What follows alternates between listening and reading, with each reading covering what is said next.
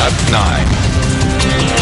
Hello there, a very good evening and welcome to your Primetime News Bulletin. I'm Shane Silva. And I'm Nicola D'Zoiza. Sri Lankan expat workers in South Sudan who have fled the fighting there and are now in Uganda have requested that they be brought back as soon as possible to the country. That's right. And before we go into that story in detail, let's take a look at tonight's headlines. Headlines on Newsfirst at 9. Lockdown at the Baduria Government Hospital enters day 4. Deputy Minister of Health says speedy steps will be taken to reopen the hospital. Budgets of the UPFA govern Hinguragoda and Ottamawadi Pradeshya Sabha defeated.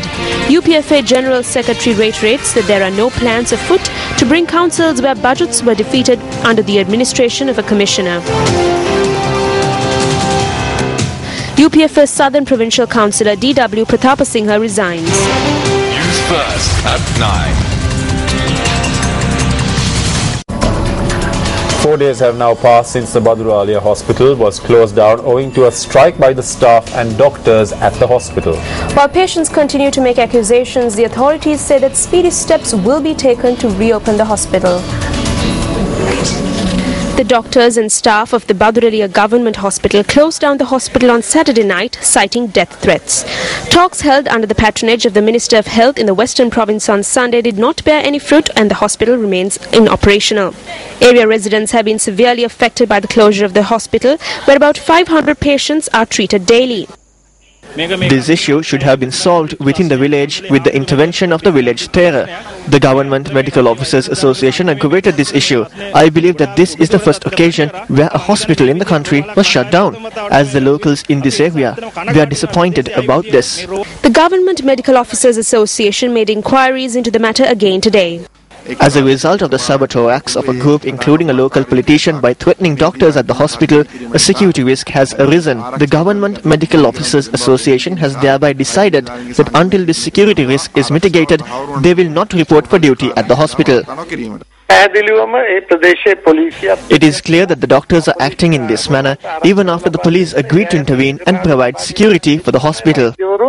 The problem arose following an alleged incident where a group of persons had threatened the medical officer in charge of the Baduralia hospital, accusing him of delaying treating a patient. The staff subsequently took steps to transfer all in-house patients at the hospital to the Nagara hospital and closed the doors of the Baduralia hospital.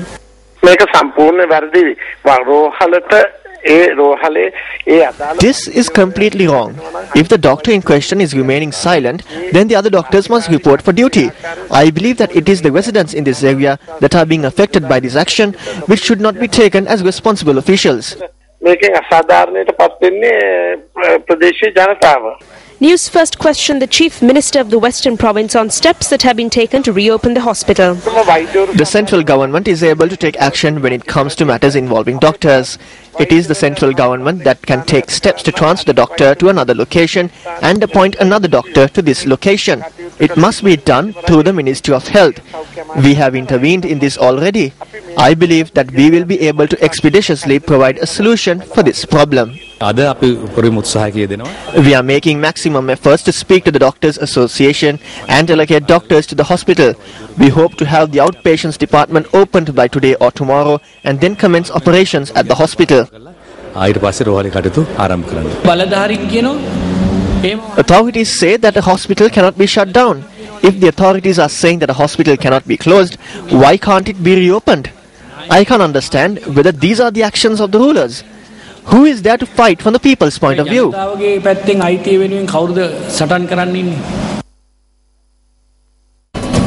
The appointing of new chairpersons for local government institutions where the 2014 budget was defeated in the second round of voting has commenced. Additional Elections Commissioner R.M.A.L. Ratnayaka said that the General Secretary of the United People's Freedom Alliance has been notified to appoint new chairpersons. Accordingly, the name list of persons to be appointed as chairpersons to local government institutions in Mirigama, Paliagoda and Kastava has been handed over by the UPFA General Secretary to the district returning officers. Incidentally, the budgets of several UPFA governed Pradeshya Sabhas were defeated today as well.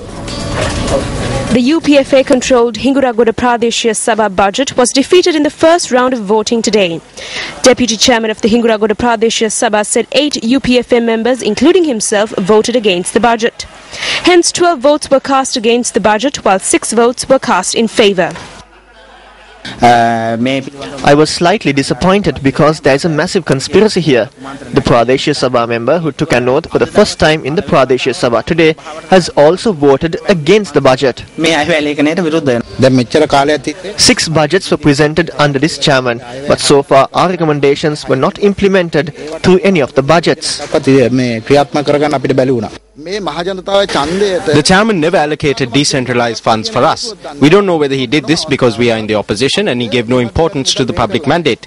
We were not given power to even distribute cement. The budget of the UPFA governed Ottamavadi Pradeshya Sabha was also defeated in the first round of voting today. 1 vote was cast in favour of the budget, while 8 votes were cast against it. The budget of the Abanganga Pradeshya Sabha in Matale was defeated today for the second time. The budget received 4 votes in favour and 5 votes against. However, the 2014 budget of the Navagatte Gama Pradeshya Sabha was passed today by 7 votes in the second round of voting. Even though there were certain shortcomings in the budget, we arrived at this decision after taking into account the current trend and because we did not want to inconvenience the President and the government. The Minister of Civil Aviation Services, who is our electorate organizer, spoke to us over the phone this morning and told us the same. He asked us to vote for the budget. So far, the budgets of 9 UPFA-controlled local government institutions have been defeated twice, while General Secretary of the Alliance, Minister Susil Premajayantha, said that new chairpersons will be appointed for these institutions. The minister stated that there is no intention of bringing local government institutions where budgets were defeated under the control of a commissioner. Budgets were defeated once in several local government institutions and second round of voting is to be held. Budgets of 9 local government institutions were defeated twice. The returning officers in 4 of these institutions have notified me, and accordingly as the alliance we have agreed upon the name list of new chairpersons, which has already been sent. At no instance will institutions that should be representatives be brought under the control of a commissioner. Local government institutions come under the purview of the subject minister and on most instances under the chief minister of the province. Therefore, we have advised all of them. We have advised them to visit local government institutions at least once a year and raise questions on its administration in order to ensure that such a situation does not recur. We have advised them to strengthen these institutions. Meanwhile, the budgets of local government institutions controlled by the Tamil National Alliance were defeated over the past few days. The budget of the Navidanveli Pradeshya Sabha in Ampara was defeated by 1 vote yesterday. In addition, the Vavatithurai Pradeshya Sabha budget was also defeated. Nobody said there were shortcomings in the budget. I don't know whether there is any problem within these institutions apart from whether a person wants to occupy the position of chairman or deputy chairman. If there is a problem or an allegation within these institutions, then as a party, we will inquire into and reach a decision on the course of action that should be taken. There are reports that members of the ITAC in the Valikamam East Pradeshya Sabha are working with the EPTP.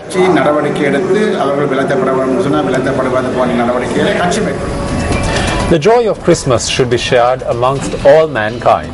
Reverend Father Zistas Kurukulas Surya joins us today with an enlightening Christmas message on our special segment, Christmas in the Air.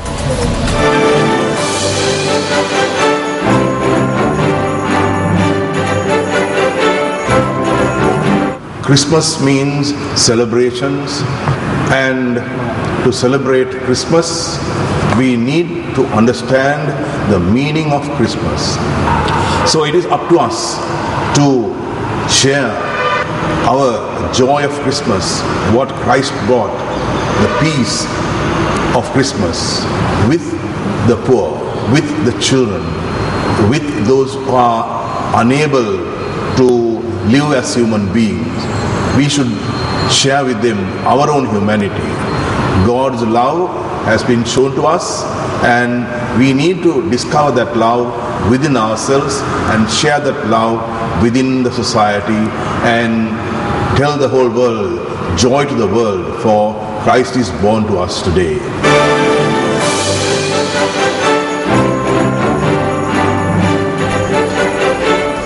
The Homagama Taxpayers Association called a press conference today and requested that 71 new taxes proposed by the Homagama Pradeshiya Sabha on the public be seized immediately. Over the coming year, we will monitor if the revenue earned through taxes is being used for good and whether it is being spent to ensure a brighter future. It is not enough for them to put up banners claiming that the taxes are being charged for your benefit. We have a major problem if they are putting up banners and then using the taxes for their own benefit. There was the 2 million rupee VAT fraud. It was in the Homagama Pradeshiya Sabha. It is to this Pradeshiya Sabha that we are paying taxes.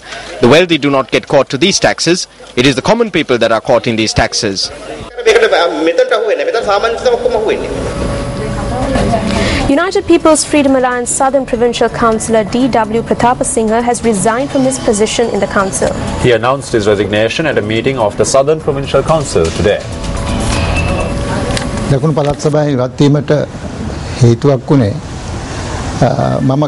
I thought about doing more work from outside the Provincial Council, and that was the reason to resign from the Southern Provincial Council. I resigned with the intention of becoming involved in work that would place more responsibility on me, with the blessings of His Excellency President Mahinda Rajapaksa.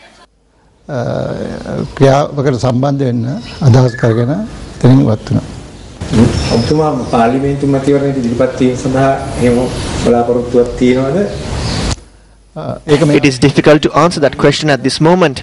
I will be able to answer that question based on the blessings and approval of His Excellency President Mahinda Rajapaksa. Tonight on Words of Wisdom, we feature a famous quote from the works of none other than the Bard himself.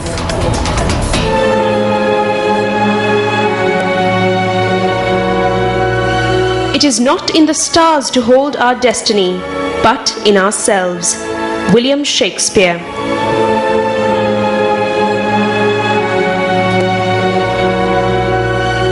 President Mahinda Rajapaksa participated in religious observances at the Sri Vishuddharama in Orgodawatta this morning. Special religious observances had been organized at the Sri Vishuddharama in Orgodawatta in view of the Viharaya's annual Perahara, which commences tomorrow.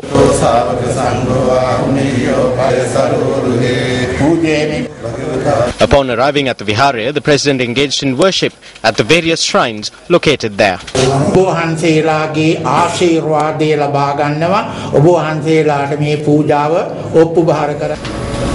Up next is Action TV.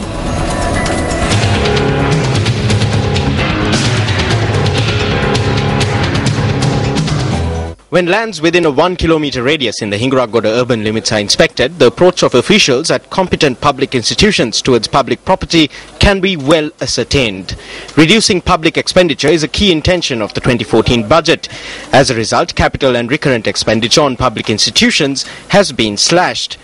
This public property located in the Hingaragoda urban limits is testament to the fact that certain public institutions have not even considered alternatives given the loss in funding. These two buildings, which are now in a ruinous state, were used as official residences for the public service. This building came under the purview of the Multipurpose Cooperative Society of Hingaragoda. This building, which can be made use of following renovation, comes under the purview of the Department of Irrigation. This abandoned building belongs to the Pradeshiya Sabha. The environment in Hingaragoda provides plenty of examples which can attest to the fact that when public buildings are abandoned or allowed to fall into ruin, it allows for private entities to take over the property. One of the examples is the takeover of two official residences of the public services by private individuals. This area where public property has been neglected also provides examples of the wasteful expenditure of public funds. The office of the Assistant Director of Agriculture in the North Central Province is being maintained in a building that is within sight of these abandoned buildings at a cost of 18,000 rupees a month in rent near a privately owned shop. Also in close proximity to this location is the Office for Resolving Land Problems, which is being maintained at a house with rental expenses amounting to 10,000 rupees a month. The Surveyor's Office is being maintained at another building where the monthly rent is 18,000 rupees. Is District Development Coordination bankrupt to an extent where it cannot put forward a program to utilize these buildings in a meaningful manner and put a stop to the destruction of public property and the wasteful expenditure of public funds? District Secretary of Polonnaruwa, this is over to you.